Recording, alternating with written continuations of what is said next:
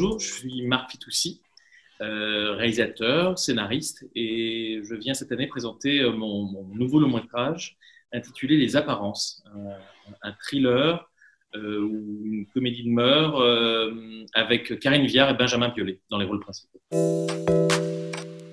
J'ai toujours eu envie de faire du cinéma, j'avais forcément un peu peur de me lancer là-dedans, donc j'ai commencé un peu timidement en étant scénariste. J'ai pour ça suivi des études dans une école qui s'appelle le Conservatoire européen d'écriture audiovisuelle, qui propose une formation de scénariste. Et puis un peu frustré en tant que scénariste parce que j'étais toujours un peu malheureux de voir comment étaient mis en image les scénarios que je proposais. Je me suis essayé à la réalisation en faisant beaucoup de courts-métrages et aussi des documentaires, et c'est un peu comme ça que j'ai appris ce métier de réalisateur, et c'est comme ça que j'en suis arrivé à passer au long-métrage. Le vrai souvenir que j'ai sur mon long, c'est de me rendre compte que voilà, 8 semaines de tournage, c'est très long, et je n'étais pas habitué à cette cadence-là, voilà, enfin, à cette durée de tournage. Moi, je faisais toujours des courts-métrages qu'on essayait de faire en 2 semaines maximum, et là, soudain, arrivé au bout de la deuxième semaine de mon long, me dire qu'il en restait encore 6, ça me paraissait impensable. C'est un rythme qu'il faut apprendre, et j'ai appris un nouveau rythme en fait en m'essayant la série avec 10%, où là, pour le coup, on travaille sur à peu près 15 semaines d'affilée, quoi. J'étais un peu connu pour travailler, on va dire, lentement, enfin en prenant mon temps, et la série m'a appris à travailler vite et à travailler d'une autre façon, c'est-à-dire parfois avec 2 caméras, qui est une gymnastique un peu compliquée parce que qui dit 2 caméras dit forcément 2 combos, en tout cas 2 écrans qu'il faut surveiller en parallèle lorsqu'on tourne. Et j'appréhendais forcément un peu ces nouvelles méthodes. Et ça m'a plu, et j'aime bien finalement tourner aussi vite. Peut-être parce que voilà, j'ai gagné en confiance, et parce qu'il y a quand même parfois dans des séquences avec 2 partenaires, un simple chant contre chant, il y a quelque chose d'assez intéressant à pouvoir les filmer en même temps, parce qu'on pioche forcément des choses, parce qu'ils ont le droit de se chevaucher, et que finalement dans le jeu, il y a quelque chose de plus spontané. C'est un film, Les Apparences, que j'ai tourné assez vite, c'est-à-dire qu'avant j'étais toujours habitué justement à 8 semaines de tournage. Cette fois-ci, pour Les Apparences, c'est un film que j'ai tourné en 6 semaines, et c'est vrai que certaines séquences ont nécessité 2 caméras à la fois pour gagner du temps, pour justement gagner ce temps que j'avais perdu en temps de tournage. Je trouve que quand on dispose de 2 caméras, on s'amuse encore plus. On peut tenter plus de choses, on peut aller filmer des choses qu'on n'aurait peut-être pas eu le temps de filmer avec une seule caméra. Et il faut dire que sur ce film, Les Apparences, moi jusqu'à présent, j'ai beaucoup fait de comédies très dialoguées, où la mise en scène reposait surtout sur comment faire pour que ce dialogue et ce jeu ne soient pas trop écrits, enfin ne s'entendent pas trop. Donc c'était évidemment imaginer beaucoup de déplacements pendant que les personnages discutent, parlent, etc., pour qu'on n'ait pas cette impression de comédie trop bavarde, trop statique. Et là, au contraire, pour Les Apparences, puisqu'on est plus dans le domaine du thriller, c'était, disons, un genre qui me permettait beaucoup plus de mise en scène et beaucoup plus de liberté, beaucoup plus d'originalité. Donc j'ai osé faire des choses dans Les Apparences que j'aurais probablement pas pu oser me permettre dans mes précédents films. C'est un film qui parle d'abord d'Ève, Ève Montlibert, interprétée par Karine Viard, qui est mariée à Benjamin Biolay, Henri Montlibert, qui est un chef d'orchestre très prestigieux qui dirige un orchestre à Vienne, en Autriche. Et donc, ils font partie de cette communauté de Français expatriés là-bas. Comme beaucoup de communautés de Français expatriés, c'est un monde en vase clos où on fréquente finalement peu les Autrichiens et les gens du pays, mais on se retrouve comme ça entre Français. Et donc le film démarre un peu comme une comédie de mœurs autour de ce milieu d'expatriés, qui est un milieu finalement qui est assez peu traité au cinéma. Ève très vite va soupçonner son mari d'avoir une aventure avec l'institutrice de leur fils.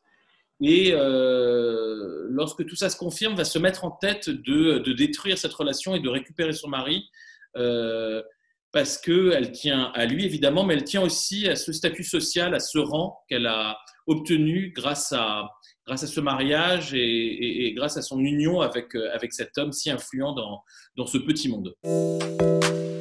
C'est vrai que Karine, c'était une actrice que je convoitais depuis longtemps, dans le sens où c'est pas, je lui avais déjà proposé d'autres scénarios qu'elle avait déclinés, mais peut-être parce que c'était des personnages qu'elle avait déjà joués. Souvent, on pense à des actrices parce que on pense à elles parce qu'on les a vues dans ce rôle-là, en tout cas dans ce type de rôle, et on se dit qu'il sera forcément formidable. Mais une actrice a souvent besoin justement de se renouveler et de faire quelque chose dans lequel on ne l'a jamais vu. Et là, en l'occurrence, quand je lui ai proposé ce rôle de grande bourgeoise expat, c'était quelque chose d'un peu nouveau pour elle. Et en plus, dans le film, elle est une grande bourgeoise, mais qui joue un peu à la bourgeoise, parce que très vite, on découvre qu'elle est issue d'un milieu beaucoup plus modeste et qu'elle a accédé à ce rang de par son union avec Henri Montlibert. Mais quand on découvre à quoi ressemble sa mère, on voit qu'elle fait un peu semblant. Et ça amusait beaucoup Karine de pouvoir à la fois jouer une grande bourgeoise, ce qu'elle n'est pas, mais en même temps pouvoir assumer ce côté un peu gouailleur qu'elle a naturellement et qu'elle aime exploiter souvent au cinéma, quoi. Benjamin a quand même une vraie élégance naturelle. Non pas que Karine n'en ait pas une et a dû tout inventer, hein, mais je trouve que Benjamin a quelque chose comme ça de très gentleman, j'ai envie de dire. Et puis, c'est un musicien et c'était intéressant de lui confier ce rôle de chef d'orchestre. C'est-à-dire qu'il y avait immédiatement quelque chose de plausible dans sa fonction. J'aurais été un peu embêté avec un acteur qui ne connaît rien à la musique. Et c'est vrai qu'on a un moment dans le film, une importante séquence qui se déroule lors d'un récital. Et c'est vraiment Benjamin qui a conduit l'orchestre et qui savait conduire l'orchestre sans qu'on ait besoin, comme on l'aurait fait avec un autre acteur, de devoir voilà, lui faire un stage, l'initier à tout ça. Benjamin a vraiment dirigé l'orchestre qu'il avait sous les yeux. Comme c'est un peu la première fois que le film est montré à un public, on a forcément la trouille, on a le trac. Et j'aime beaucoup le public d'Angoulême et l'accueil qu'on peut y recevoir parce que on y sent quelque chose de très bienveillant, voilà. Et c'est assez important lorsque on se lance comme ça dans ce grand bain.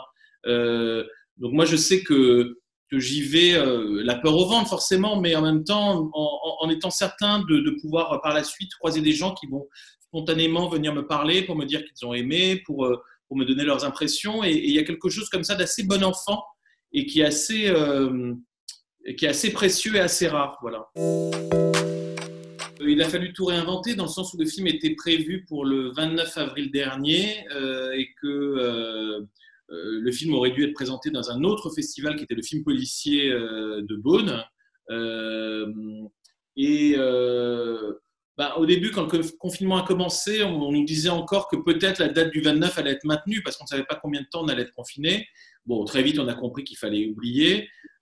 Par chance, on n'avait pas commencé de promo. Je dis ça parce que ça compte auprès des distributeurs, c'est-à-dire que c'est toujours un peu plus embêtant quand un film a eu toute sa campagne d'affichage, a eu toutes ses bandes annonces déjà diffusées dans les salles, etc., puisque tout ça est payé par le distributeur. Nous, on n'avait pas encore commencé ce travail, donc on va dire que là, grâce à Angoulême, on redémarre la promo du film. Qui va en fait finalement s'inaugurer avec Angoulême et se poursuivre jusqu'à la nouvelle date de sortie qui est le 23 septembre. Je peux juste espérer qu'il n'y aura pas voilà, une deuxième vague. Enfin, je suis obligé d'être un peu fébrile. Enfin, en tout cas, je suis préparé à ça dans le sens où le film finira bien par sortir un jour. Voilà, je me dis ça surtout. Ça, les valses de Vienne, c'est vrai que c'était le titre de travail, le titre provisoire, et parce que le film se déroule à Vienne, et parce que c'est vrai qu'il y a comme ça dans le film une sorte d'effet de valse, puisqu'il y a pas mal de personnages et que chacun semble se poursuivre et se rattraper. Bref, enfin, je ne veux pas trop en dire. Mais Valse de Vienne, déjà, moi j'avais peur qu'on puisse penser que je faisais un biopic sur François Fellman, donc il valait mieux éviter. Et puis Valse de Vienne aussi, pour certains, ça faisait penser à un film historique sur Johann Strauss. Et voilà, donc on était un peu loin du compte et il valait mieux revenir à quelque chose d'un peu plus anxiogène comme Les Apparences, qui est vraiment un titre de thriller, quoi.